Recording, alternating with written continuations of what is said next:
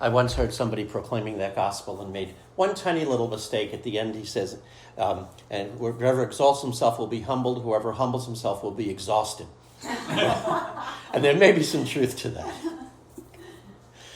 But who, in your opinion, is the most pitiable person on the face of the earth? I don't mean anybody by name.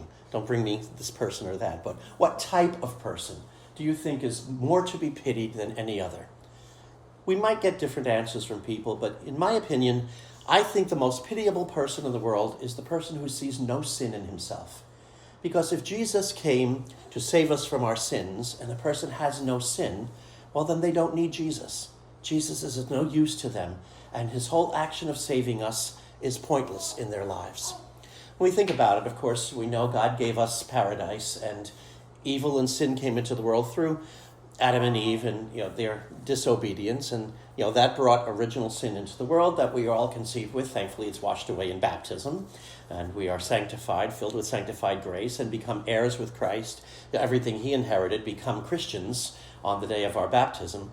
But the Lord also knows that afterwards, as we grow to the age of reason, we will learn to sin, and we all do. And none of us is exempt. Only Jesus and Mary never sinned. All the rest of us do. Maybe they're not always serious sins or mortal sins, but we all have even the everyday venial things that we do. And so, Jesus tells this beautiful parable today about the tax collector and the Pharisees, because the Pharisees were the type of people that, even though they probably did not have great serious sins, like the tax collector would have had, nevertheless, they still had some sins, and they weren't realizing them. They were only noticing what all the other people out there do and not what they do. And he talks at another point how tax collectors and prostitutes will get into heaven before they do. Because you look at the tax collector, first of all, and tax collectors were seriously despised in Jesus' time. They were more than just the IRS agent who was just annoying when they come to collect. But these were Jews who worked for the conquering Romans. And they collected taxes from their own people to give to the conquerors to go back to Rome. And they made a fortune out of it for themselves, so they lived very well. And if any Jew did not come up with their tax money, they handed their fellow Jews over to the Romans for punishment. And so they were put in the same category as prostitutes. They were considered the lowest of the low. And the man in this story that Jesus tells, the tax collector comes in, beats his breast and says, Lord, have mercy on me, a sinner. This man, even as great as his sins were, was actually in a better situation than the Pharisee in the story because he acknowledged it. He repented of his sin. Something had gone on and made him realize, what I've done is wrong. Lord, forgive me. And he went home forgiven.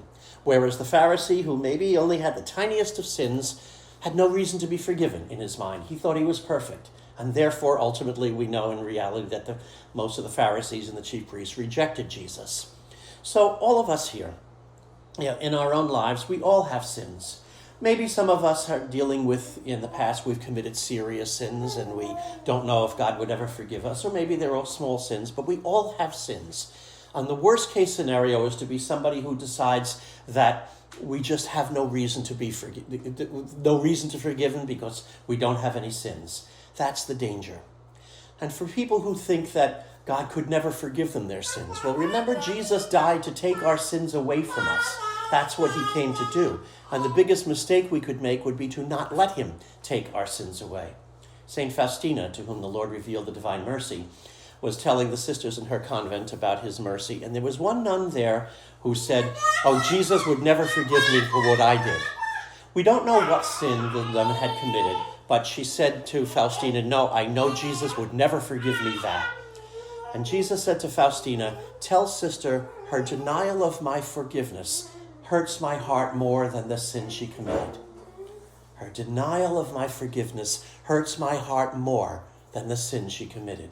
Jesus knows our sins. He wants to take them away from us. He knows them all very well. It's not like there's anything we're going to surprise Jesus with. He knows us better than we know ourselves. He died to take away our sins. The biggest mistake we could make would be to not let him take those sins away, and especially by not acknowledging that we have them. So in our prayer every day, like the Pharisee had said, it's okay to thank God that we're not major sinners, that we're not, in mortal sin doing horrible things. We're decent people, no question about that. But ask him to help us to know even our smallest sins so that we can bring everything before him. because being forgiven of all of our sins is what brings us into the fullness of his kingdom. And when we die and stand before him, we will have held our baptismal dignity intact. We've gone to confession afterwards when we've sinned and been cleansed and brought that beautiful white garment back to purity that we got at the day of our baptism. And we'll be able to hear the Lord say to us, "Well done, brave and faithful servant. Inherit the kingdom prepared for you from the foundation of the world, the kingdom you inherited on the day of your baptism." May Jesus Christ be praised, now and forever.